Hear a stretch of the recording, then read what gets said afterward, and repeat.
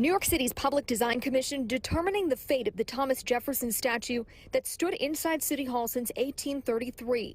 The City Council's Black, Latino, and Asian caucus has long objected to its presence because Jefferson wasn't just our third president or founding father. He was also a lifelong slave owner. He was a racist who had sexual intercourse with a 14-year-old enslaved Sally Heming, bore children by her. And we having this statue up? Assemblymember Charles Barron and his wife, City Council member Inez Barron, have been leading the fight to remove the statue.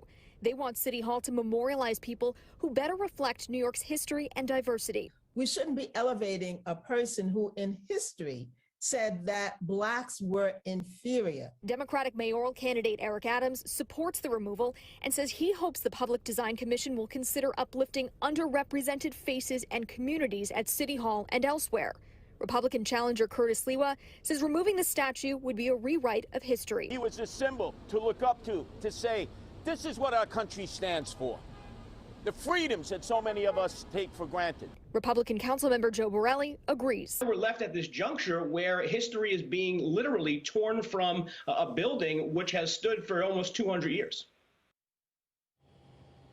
And today is technically a vote on a long-term loan for the statue to the New York Historical Society on the Upper West Side. City Council sources tell Pix 11 News that they do expect this vote will pass.